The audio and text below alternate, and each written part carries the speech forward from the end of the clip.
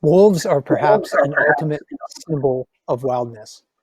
They possess an intelligence and lifestyle that is admired and feared. What can we learn from wild wolves that help us better care for wolves in captivity? What can captive wolves illuminate about their wild counterparts? And what sort of challenges do human caretakers face when trying to care for wolves in zoos, wildlife rehab centers, and education centers? Hi, everyone. This is Mike Fitz, your resident naturalist with Explore.org. Some of Explore's newest webcams are the wolf cams at the International Wolf Center in Ely, Minnesota. My guest today is Lori Schmidt, the wolf curator at the International Wolf Center.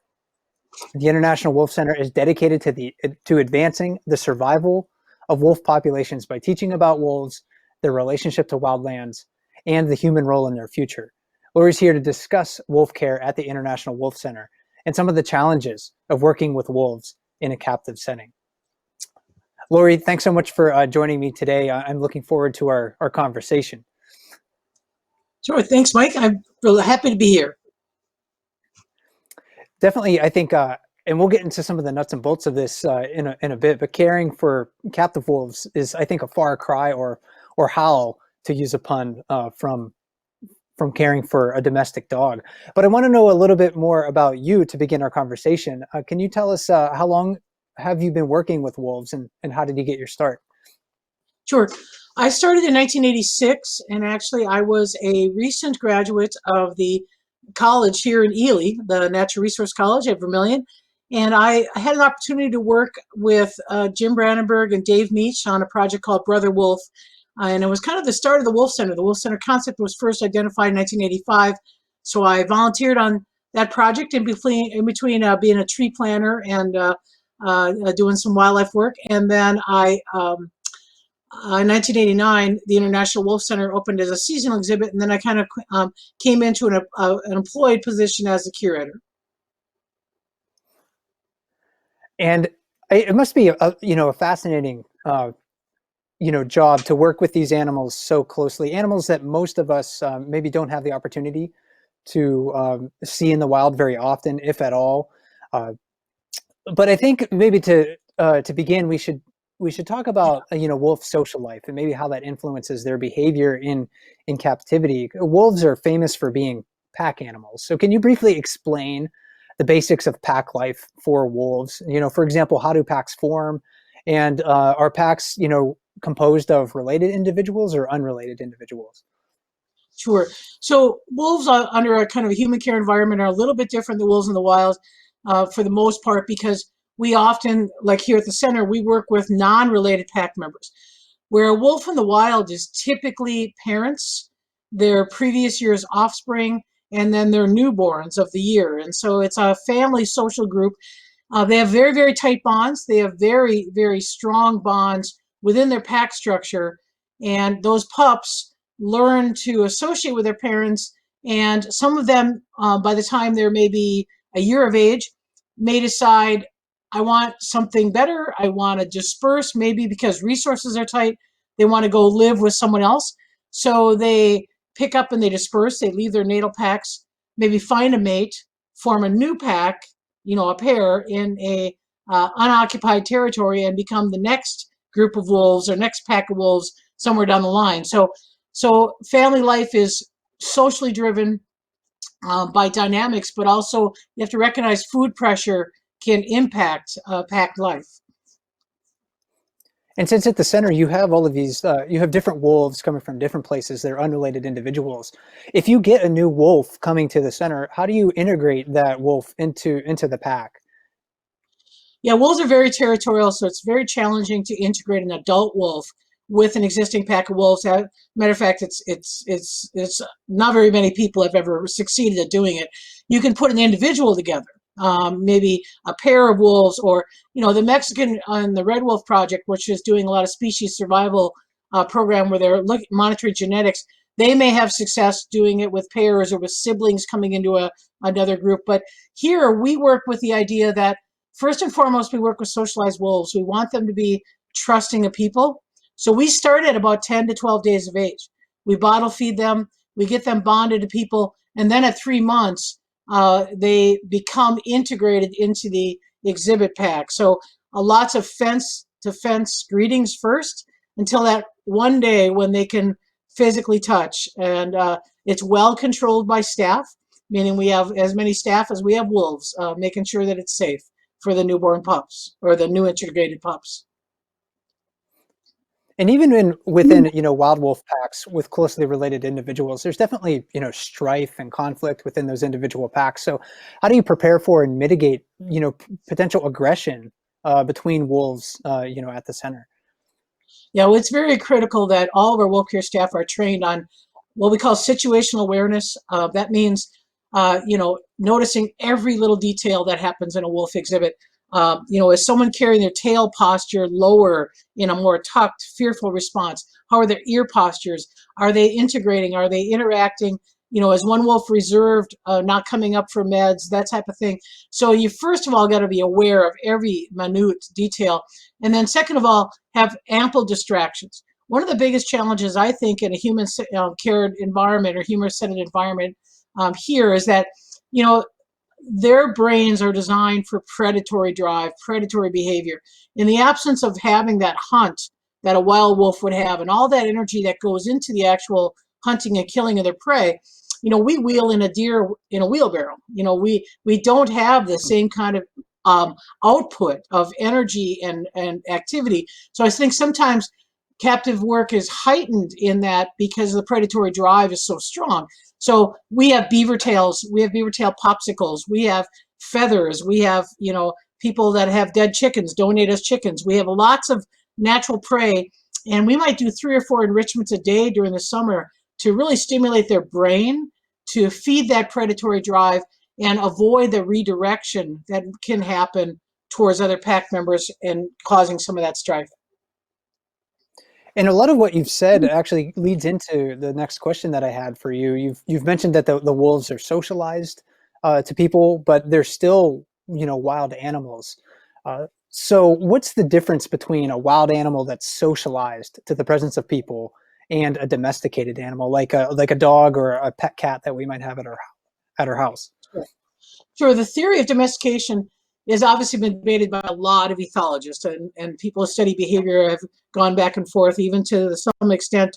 The timeline has gone back and forth. Some people say domestication happened 10,000 years ago. Other people say, no, it was much more of a lengthier process where the wolves actually, I don't want to say domesticated themselves, but that there was a selection for a trait of them being tolerant to people that made them adapt to people, and then therefore kind of follow this process of selective breeding where an animal became more tolerant. So the theory is a domesticated dog is a juvenile form of the canid, meaning that through the domestication process, they've had a petamorphosis, a change in how they think, how they act, how they mature, how they reproduce. So that physiological and physical change is the domestication process. So a wolf in captivity has not changed the way it thinks. It's not changed its skeletal process, its brain capacity. It's not changed its breeding patterns, meaning they only breed once a year. How they reproduce is the same as if they're in captivity as the wild, versus a dog can reproduce at 6 months of age, can breed any time of the year, has a smaller brain capacity. And some ethologists think that a dog is a juvenile form of the canid, meaning it never matures to the adult form like a wolf. So I always go back, if you want to really learn about domestication, there's a fox study that started in Russia in the 40s. And this fox study actually worked with fur farm fox, and they found that if you selected for the trait of tolerance or lack of fear towards people, and you bred those together generation after generation, next thing you know, they got foxes with spotted coats, foxes with curly tails, and foxes that acted like dogs. And that's the theory of domestication. And they almost believe that it's one trait, that tolerance of people, that separates the domesticated dog from the wolf. And I think there was some pretty fascinating articles written, maybe in National Geographic, about that experiment that's still ongoing with those foxes. Yeah. So if anyone has the opportunity to look that up, and you're interested in that story, please do so, because it's a great read, and a great story, to investigate. So you're dealing with wild animals, Lori. How do you adapt to your interactions with wolves to accommodate their wildness? I imagine that you can't just interact with them like you would a domestic dog who is maybe really looking forward to that human contact. Yeah. Well, actually, I think that's probably the biggest myth about wolves, and that they are very, very social with their handlers. They do look forward to their handler interactions, but the difference is that they don't have an open window of socialization. Meaning, my dog would love people, love everybody who walked by. The wolves enjoy the social interactions with their handlers because we worked at making a critical bond. But if you're not one of them, if you're not one of the handlers, if you're a stranger, the wildness of wolves is fear response and what we call flight distance. So they're very phobic about strangers. So that's another difference with a dog and a wolf. The dog's DNA seems to be accept humans and wolves, or humans and canids in their social realm. Wolves, if you aren't bonded with them and they don't know you, they don't accept you. And that's the way they are in the wild, from the standpoint of, if you're not part of their pack, you're an adversary, and that's why wolf on wolf conflict is probably the number one cause of wolf death in the wild. Whereas in captivity, they're excited to see their handlers, but they're not excited to see strangers.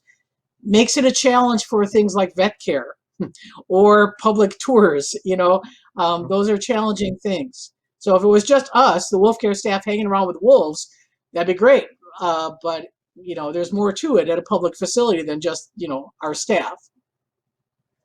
And you mentioned a little bit about this earlier, when you talked about maybe having pups, and getting them socialized.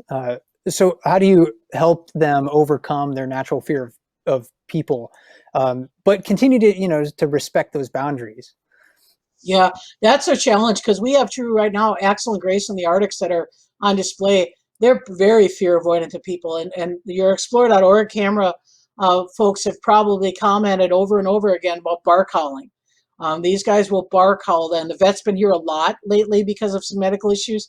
So we have to be cognitive of the fact that the window for socialization is very, very young with wolves. We actually have a saying: as soon as they start to hear, they start to fear. So their ears, and they develop between 14 to 21 days. And if you have not, at least integrated some of that human component by at least a month of age, they're going to flight from it. They're going to fear from it. Wow. So we do things like positive conditioning. So if, let's say, a stranger comes up, we make sure there's beaver tail there, something that is a positive association. So we're going to ask, actually, next summer when the pups come, we're going to ask some staff, whenever you come, bring something special, bring something fun, bring, something novel that they haven't seen before. So it's all about positive conditioning, and it's very slow.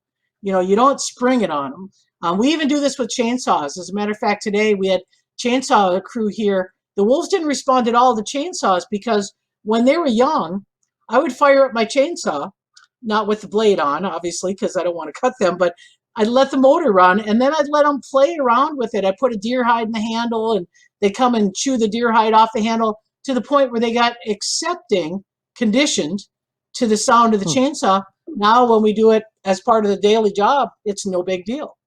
The vet is, but the chainsaws aren't. So, And we talked about the early part of their life at the center, but there are some older wolves that you do have your center too. So maybe this is a great time to segue into that. In particular, let's talk about Grizzly and providing his care for an elder wolf. Can you tell us just a little bit more about Grizzly? In fact, I'm particularly interested in how old is he? Yeah. So Grizzly came to us in 2004. So he is 16 and a half years old right now. And his cataracts are so bad, he's nearly blind. He has a little bit of a challenge in seeing things. And so when wolf care staff feed him, his sense of smell is really, really strong. His hearing is going, and his vision is going. So the wolf care staff are using that sense of smell to ensure that he knows where the food is. He's hand fed every day. He has to take medications because Actually, he's not on too much. At least this week he has a tendon issue, so he's on a little bit of anti-inflammatory. But to keep him healthy, we're using things like turmeric for joint supplements. He gets a strong vitamin B complex because older animals have a weaker immune system, so we want to make sure that he has that. So he's 16 and a half years old. He's the oldest wolf we've ever managed here.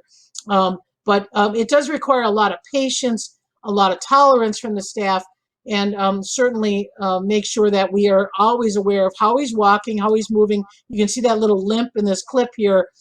He tweaked a ACL 3 years ago, slipped on some ice. And so one of the other things that we all see in this part of the world in retirement, we have a lot of sheltered roof lines trying to protect these guys from deep snows and ice. And so that's a real important part of it. And then obviously, making sure that he's taking his meds every day is important. And how long do wolves typically live in the wild? I mean, 16, from what I've read, seems to be very old for a wolf. And could he be like the oldest known wolf alive today? Probably not. I know of a couple of other facilities, captive, that are working with some 17-year-olds.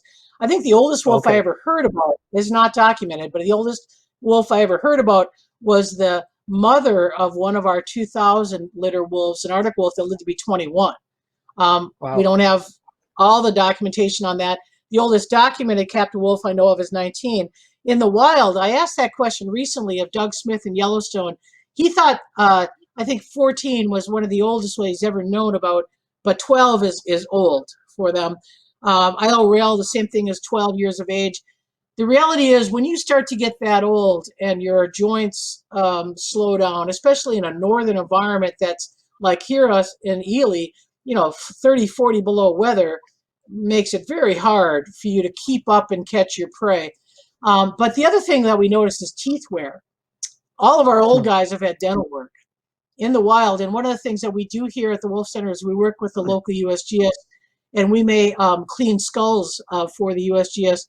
And we've seen some wolf skulls that are 10 years old. Their teeth are cracked from being kicked by a moose or kicked by a deer. They have infections. So I think the reality is the oldest on average is probably 8, maybe 10.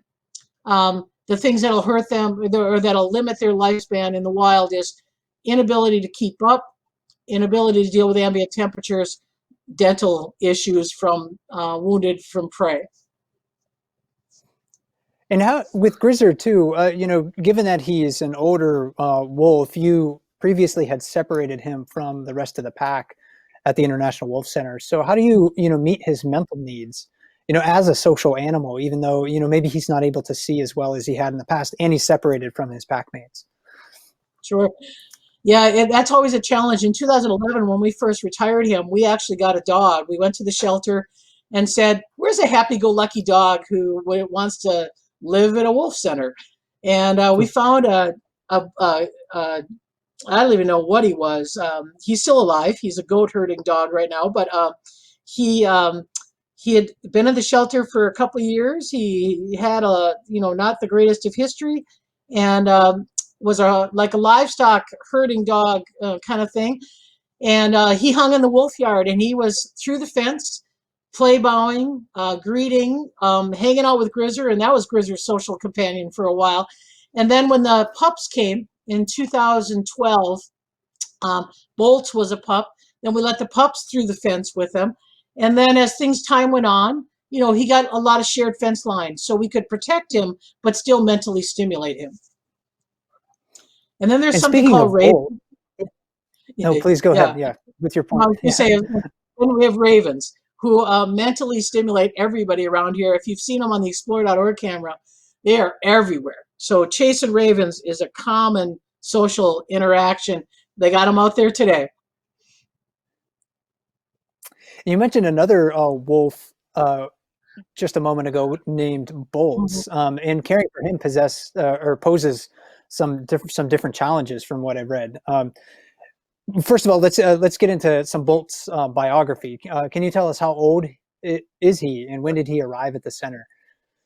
Sure. Boltz was a unique wolf, born in 2012. He was born in what we called an El Nino year. And an El Nino year, as if you're familiar with the weather patterns, warmer than average winters. And in January, January 2012, we had rain here in Ely, Minnesota. I recall using a sump pump to sump water out of our exhibit because it was raining in January. So that means that that breeding season for 2012, a lot of the litters were born early.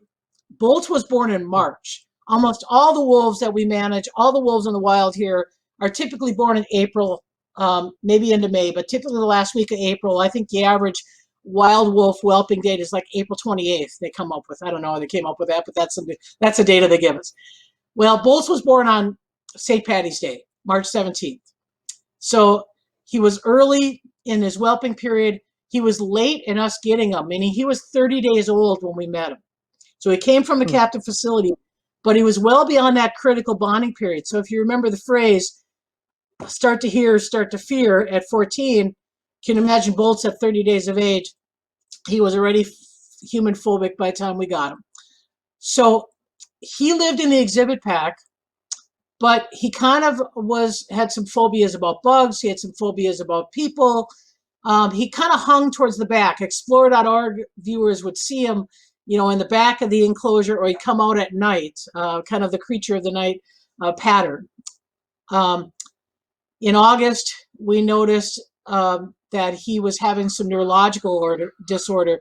His back legs seemed to be weak, falling down, and not being able to support himself, not feeling like he was in pain, but certainly something was clearly wrong with him. So we took him out in September 14th, we brought him out. We are still running tests. We did a spinal tap. We're still trying to figure out what is causing this. The spinal tap showed no cancer, showed no bacterial infection, showed no meningitis, no fungal issues, nothing.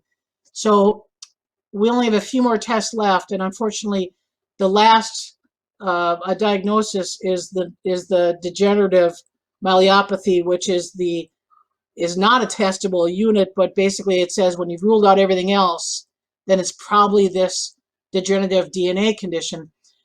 We did some blood work and we're testing. There's a university in Missouri who's testing right now whether he is predisposed to the gene that causes this DM. It's very common in German Shepherd breed dogs. Not a lot of wolves have been tested. They said they've tested some wolves, but we're waiting for that test result to come back, and it may not be a good prognosis for Boltz. And each wolf, of course, is an individual with his or her own, disposition and personality. You mentioned that Boltz earlier has, a little bit of a phobia about flying insects, for example. You also talked about how, in general, wolves are just sort of neophobic to things that are outside of their pack or their experience. Mm-hmm. So how do you adapt to a wolf's, individual quirks and temperament when you're trying to care for a wolf like Boltz who needs help? Yeah, his is the biggest challenge. He only trusts a few people, and so feeding, there's only certain people that can actually feed him, and so we have to be on shift. I mean, this is not a job where you can just clock out and say, I'm going to be gone for a week. Well, Boltz has got to be fed, so we need to make sure that the right people that he trusts feeds him.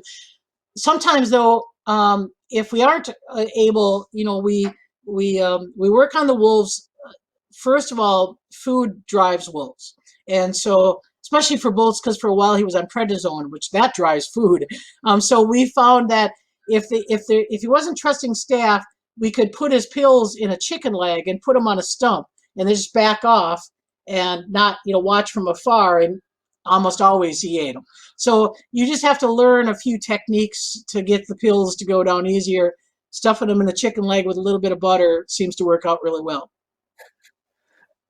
And living in a pack, can be mentally enriching for a wolf, but it can also be stressful for them too. So what did you do to reduce stress level for Boltz? And has this helped him to recover or at least find some more comfort? Yeah, I think at this point, I see him, when I look at him on camera, and I try to broadcast him at the wolf.org camera when he's resting comfortably. I think there's a sense of relief, especially at him. He's confused about his condition. I think that's the biggest thing. I'm not seeing a pain response, but it definitely, as you saw from that clip, his legs don't have any stability, and he gets up, but it's confusing for him. And so I think for us, giving as much comfort as possible. We've even today I had the building open for him. He likes to come in and out of the building. The den is very comforting for him. So I really, I recognize that struggle about anxiety. And I also share a fence line with him with Grizzer and Denali. So he has face to face with those other two. We're not quite ready to put him in with Grizzer. He and Grizzer have never met. He met Grizzer as a pup. He knows Denali because he grew up with Denali. And this is a picture of Boltz as a pup with Denali. So there's a very strong social association with them. But I've got to know that Boltz is safe before I can let him in with other wolves. Even though I don't think the other wolves, the older wolves, will be aggressive towards him, I think he'd panic if he fell down, couldn't get up, and another wolf approached him. So I work really hard on the psychological state. I recognize that the social issues are important, but I try to recognize when he's feeling anxious and just reassure him. Believe it or not, the playing of music can help. Oh, really? When he was coming out of recovery, there's something we've had this over and over again with our wolves. Certain times where we've put on music and it's helped relax them. So everybody's got their own kind of taste of music. So Boltz is kind of a hard rock, 1970s rock kind of guy. Grizzer, though, he's got to have the classics. He loves, Grizzer likes the classical music. Um, Grayson is kind of a Neil Young fan. Aiden, who used to live with us, Aiden liked Tracy Chapman. I mean, literally, we were driving him to the cities for a medical exam, couldn't get him settled down to put a Tracy Chapman CD in. He laid in his kennel. Who knows what goes on in the brains of wolves? So, but even in the wild, I was doing a wild wolf project once, and we played a saxophone and got a wild wolf pack to howl to a saxophone. So I think music's not just a captive thing. Oh, that's fascinating. And you also had another development with one of your wolves recently too, Denali. So what happened to Denali? Yeah, Denali is a wolf that came to us from the Wildlife Science Center. 2008 he was born. He's a northwestern subspecies. He's 140 some pounds. Food possessive beyond belief. Wow. He possesses every carcass. Explore.org viewers will tell you Denali is always on food. So last Friday, we did the spinal tap on Boltz on Thursday night. In the middle of the night, there was an altercation from the way the looks of the camera happened in the middle of the night. Denali and probably Grayson over some food. He got bit in the paw. Paw wounds are notoriously hard to heal. They weep. You can't stitch them. They're just problematic. And he was really limping hard on Friday morning. We did the vet check on Boltz, and the vet was here and said, this is not something that's going to heal. It's winter is coming. We need to get him into a dry, warm place. So we decided that morning to retire him. He's 12 and a half. Every other wolf we ever had here retired by 10. So he already had 2.5 years longer than everybody else. So we took him out on Friday the 16th. Took him a little while. It's his back right foot. It's got this, they got him high on the tendon, on the Achilles tendon, but also that pad got torn. So we put him in. Took him a little while because he didn't want to be in retirement. He wants to be with the pack, but it was the vet's call that this was the best interest for him to be retired at this time. And so he's living on the east side. As of, I think this clip was on Monday. We have now since Tuesday integrated him with Grizzer. So now he has got the east side. He's got the back habitat with Grizzer, and they're getting along just fine. So he's a little bit different in that Boltz has got some relief by being retired because he had a little bit of pack strife. Denali kind of controlled the pack. So by taking him out, his psychological state is different. He doesn't want to be away from them. He wants to control them. But it's not in his best interest. So it's an opposite issue. Boltz is calmer being out of the pack. Denali is a little bit more agitated by being out of the pack. So I've got different spectrums of different personalities based on rank. And that is probably the biggest thing about wolves that are challenging in captivity is they're rank driven. Who's the dominant, who's subordinate. It means so much in the wild because survival in the wild is about, 50% pup survival. A lot of that is because the pups, if you're not a higher ranking pup that's motivated about getting food, you might be the 50% that starves.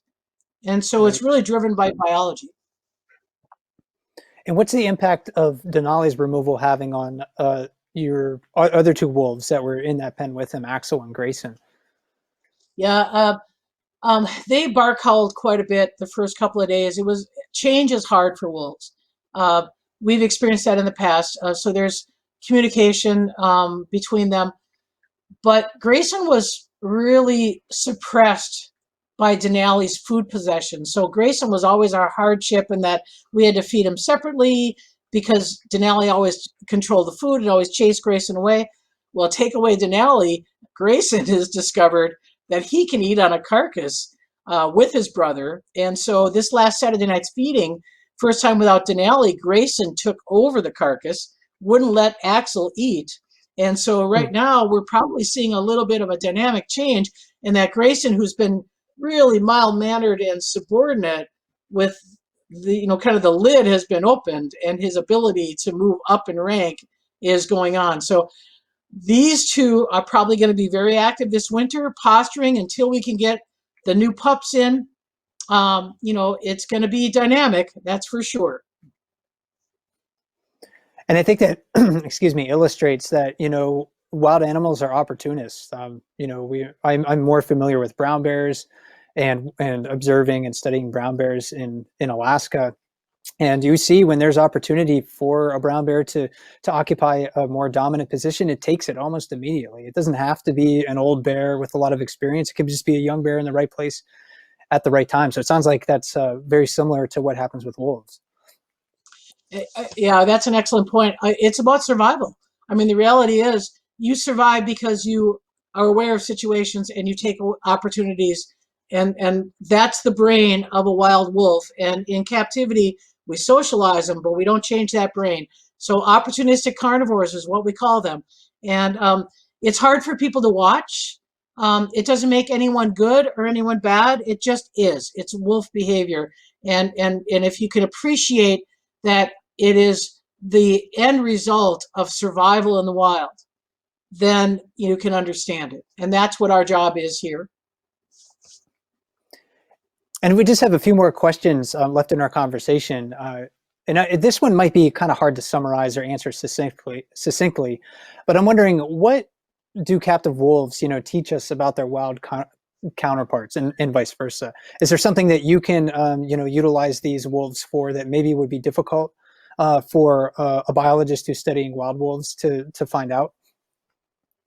Yeah, I think the main thing I see is that how the intricate personality traits of each individual wolf that you maybe not see in the wild, with the exception of projects like Yellowstone, who've really gotten a great opportunity, just the viewing vantage points that people can identify wolves and they can watch. I mean, the thousands and thousands and thousands of hours of watching wolves in Yellowstone has taught us things that we didn't know when we first started here in Minnesota, because we're a forested area.